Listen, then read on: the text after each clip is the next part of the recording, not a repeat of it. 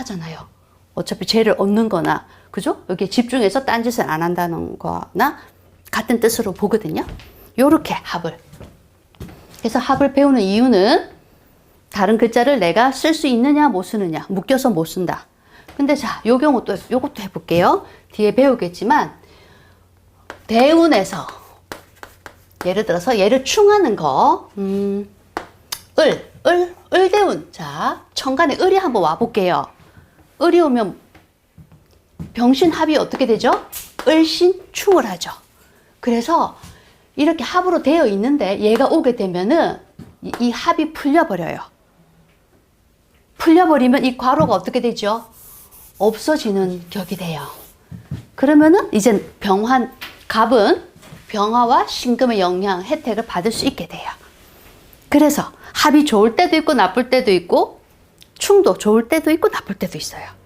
그래서 요건 하나하나 대입을 해봐야 되는 거예요. 이해하셨죠? 자, 그래서 지지가 합을 하면 좋을까요 나쁠까요 물으면 답은 뭐다? 그때그때 달라요. 그때그때 달라요. 근데 대체적으로 안 좋은 작용이 더 많아요. 이렇게 기억해 주세요. 그러면 합이 된다는 거는 보세요. 땅이 팔리고 싶어도 그 땅이 합으로 묶여 있으면 땅도 팔리기가 힘든다는 거예요. 그런데 그럼 언제 팔려요 하면은 운에서 뭐가 올 때? 충하는 운이 올 때. 좀 전에처럼요. 을 운이 올 때는 이게 만약에 땅으로 가정을 했을 때 땅이 풀려서 팔릴 수도 있다는 거죠. 그럼 땅으로 가정하려면 보통 재성이나 인성일 때겠죠. 응? 그죠? 땅, 재선이니까 재성, 인성 이렇게 관련이 있을 거예요.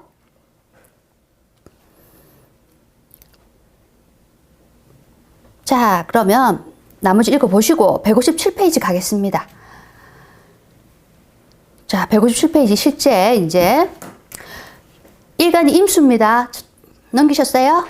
일간은 임수고 지지에 오미가 있죠. 자, 우리가 지금 합을 공부하니까 일단 합만 먼저 봅시다.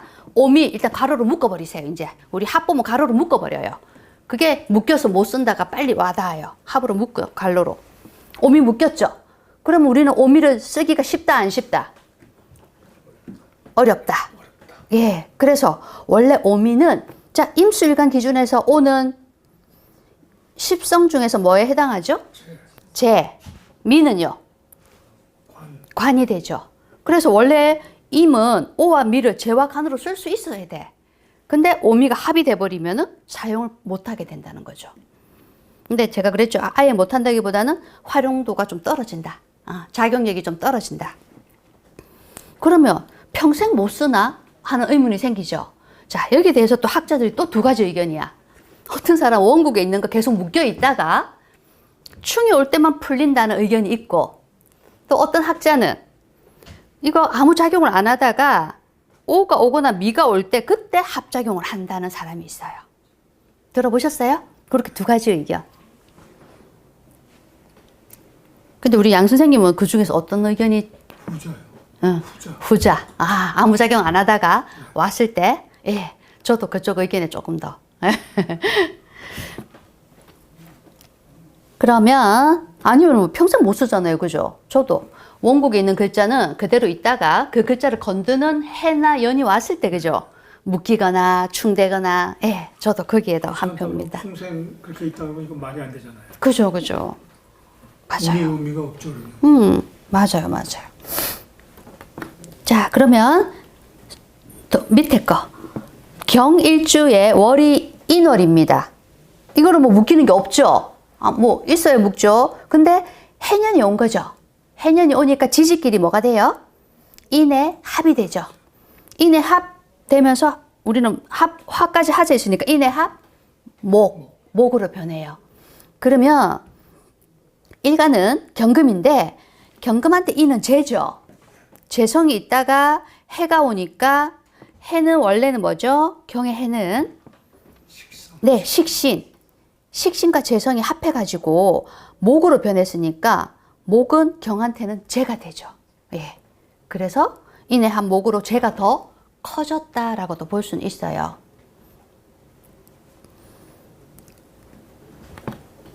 자, 넘어가겠습니다. 158페이지. 자, 이제 충이 바로 나왔습니다. 충, 요거 다 아시죠?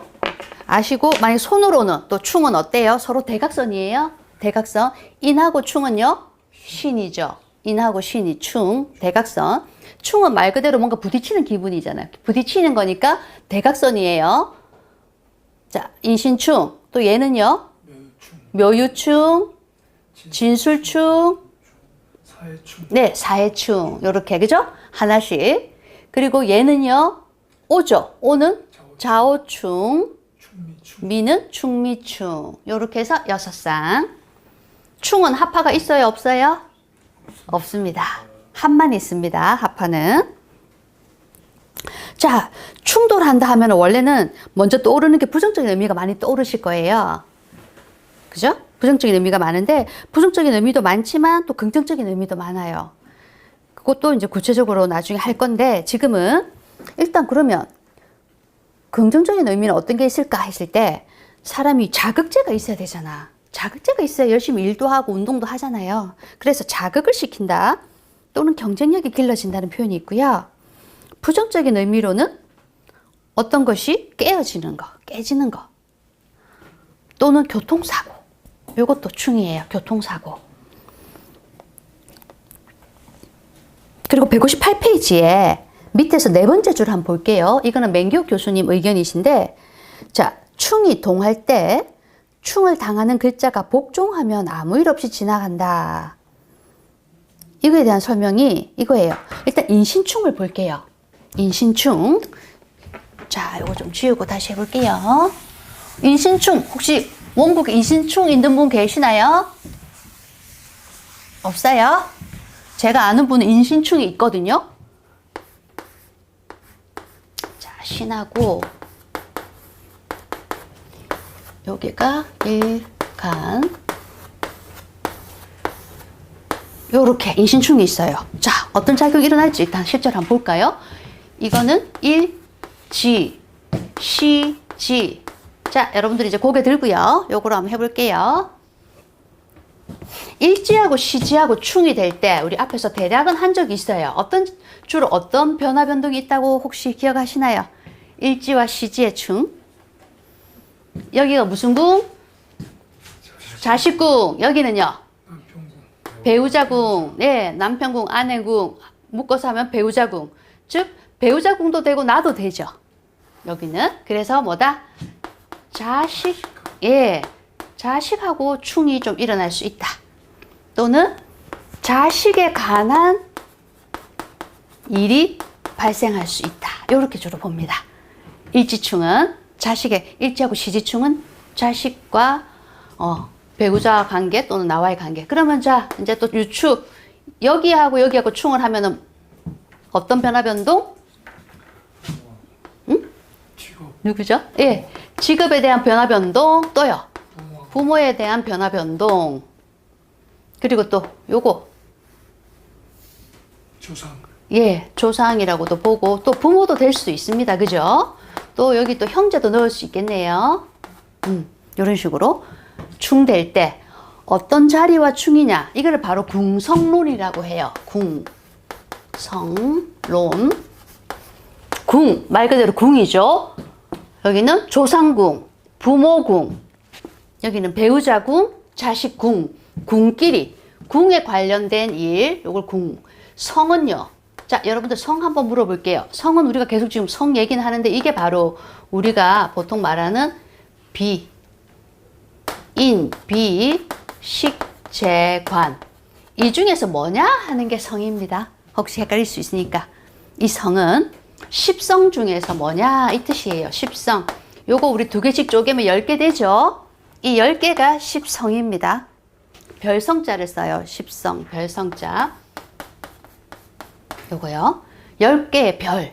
그래서 궁성론 하면 궁에 관련된 거로 한번 딱 훑어보시고 성은 성에 관련된 거로 봐서 그 궁에 있으면서 성도 뭐에 해당하느냐에 따라서 그 일이 구체적으로 누구에 관한 일인지 돈에 관한 일인지 직업에 관한 일인지를 궁과 성을 같이 보면은 훨씬 확률이 높아집니다. 이 궁성론 이게 통변하는데 아주 중요한 역할을 해요. 그래서 제가 아는 분이 있다고 그랬죠. 이분 교통사고가 정말 자주 일어나요. 자기가 안 다쳐도 차를 부셔도 부수고, 제가 알기로 10번 이상 접촉사고부터 되게 사고가 많더라고요.